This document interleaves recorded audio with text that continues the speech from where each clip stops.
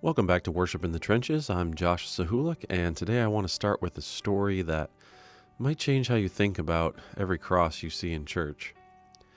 Picture this. You're walking through ancient Roman catacombs with an archaeologist. And in the early sections, you notice something fascinating. Christian symbols that are carefully disguised, and they might look like crosses hidden in ship anchors, faith marked by simple fish symbols, but Christians were literally hiding their faith underground. But when you move forward just a few centuries, everything changes. You see these bold X's that mark crosses, and they dominate every surface. Within generations, the most feared symbol in the Roman world, an instrument of torture that was really reserved for the worst criminals, now becomes its most celebrated image. So what happened? Why did the cross become something people couldn't stop celebrating? And why 2,000 years later, do we still gather every Sunday to sing about a crucifixion?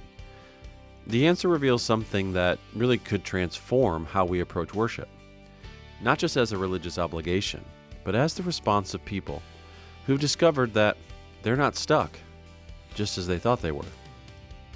So here's what I've been working through as I work through this week's devotional readings. The cross didn't just change individual hearts, it transforms the fundamental human condition. It solved a problem so deep that once people understood the solution, they couldn't help but exalt what had once been hidden. So let's walk through these passages together, and we'll discover why understanding our need for the cross really changes everything. Not just about how we worship on Sunday, but how we live Monday through Friday. So first is Numbers 21. And there's this wild story that exposes the human condition in a really uncomfortable way.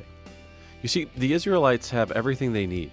They have God's provision, they have God's presence, they have God's protection, but they still complained anyways. They called God's daily bread light bread, that they couldn't even stomach. Now, before you and I get too judgmental about their ingratitude, let's be honest. This is us. We're never quite satisfied, we're never quite grateful, we're never quite trusting that God knows what He's doing. The Israelites' problem wasn't their circumstances, it was their hearts. When God's judgment came through serpent bites, they discovered what we all eventually discover. We can't fix ourselves. But here's what's so powerful about God's solution. He didn't remove the serpents or even offer them medicine. He gave them something to look at. And of all things, it is a bronze serpent lifted on a pole. And anyone bitten who looked up would live. The cure required them to stop their frantic self-rescuing efforts and simply look to what God had lifted up. This is why worship begins with acknowledging our need. When we sing hymns like Just As I Am, we're not being melodramatic. We're admitting the truth that makes the cross necessary. We're people who can't save ourselves. The bronze serpent simply reveals that salvation has always been about looking up, not cleaning up. But then there's this cycle that oftentimes we struggle to break, and we really can't break in our own strength. Psalm 78 reveals this uncomfortable truth to us. And this story isn't just a story in Scripture. If we're honest, it's our story.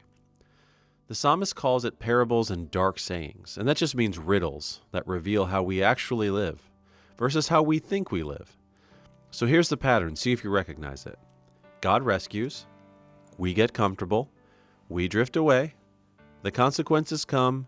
We panic, cry out. God rescues us again. Rinse and repeat. I see this cycle everywhere. In my own spiritual life, in my relationships, how I handle success and failure. We're creatures of forgetfulness who turn blessings into entitlements and difficulties into accusations against God's goodness. But here's what stops me every time I read this psalm. He, being full of compassion, forgave their iniquity and destroyed them not. Even when their hearts weren't right with Him, God's heart remained steady toward them. This wasn't just long-suffering. This was love orchestrating something that would break the cycle of sin permanently. The cross addresses the root problem, not just the symptoms. It doesn't just forgive our individual sins, it deals with the condition that produces them.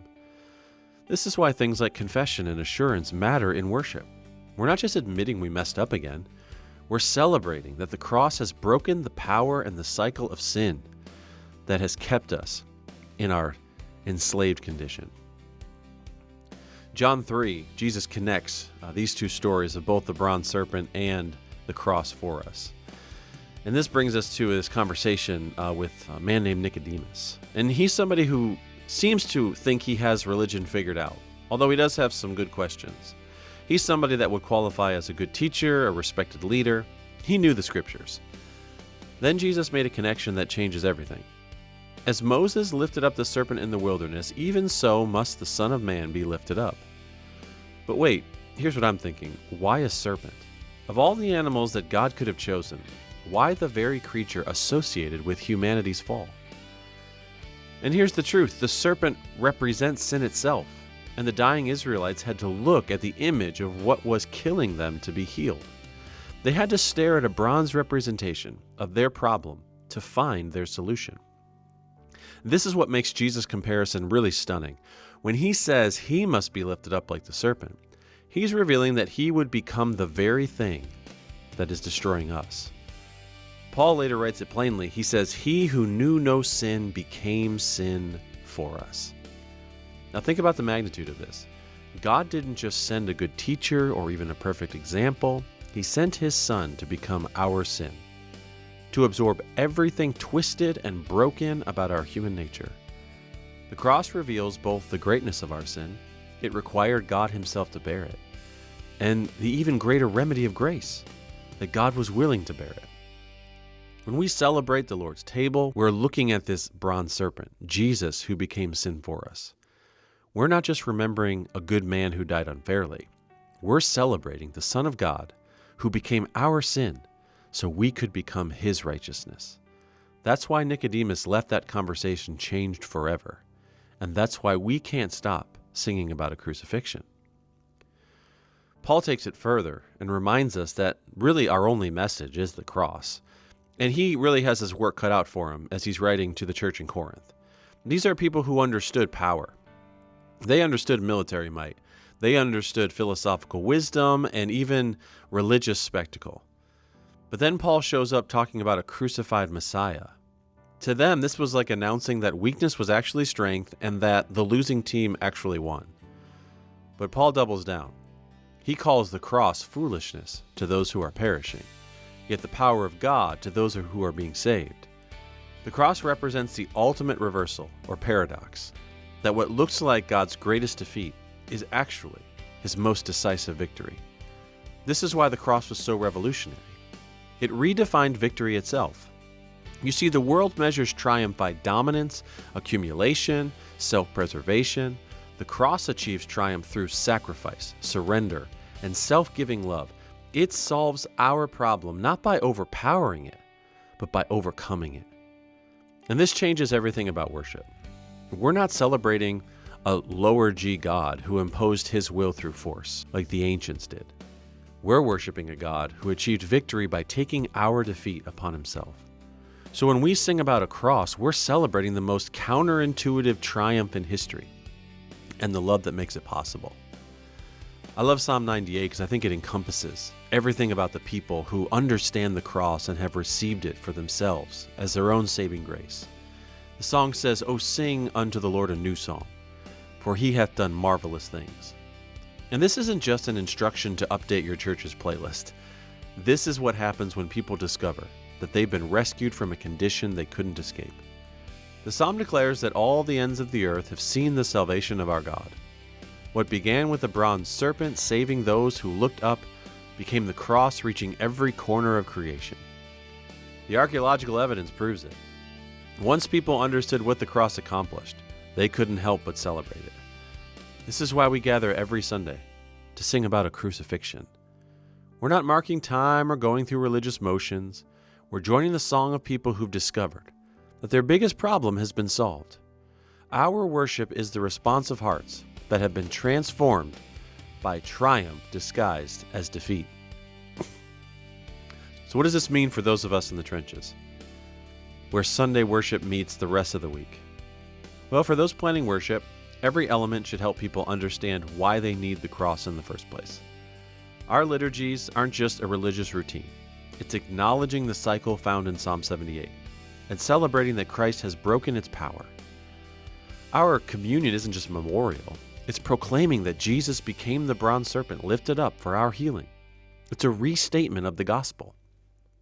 For those leading congregations, help your people see that worship isn't preparation for life, it is life. The rhythm of gathering and confessing and hearing God's word, responding in gratitude and being sent out, that's the Christian life in a microcosm.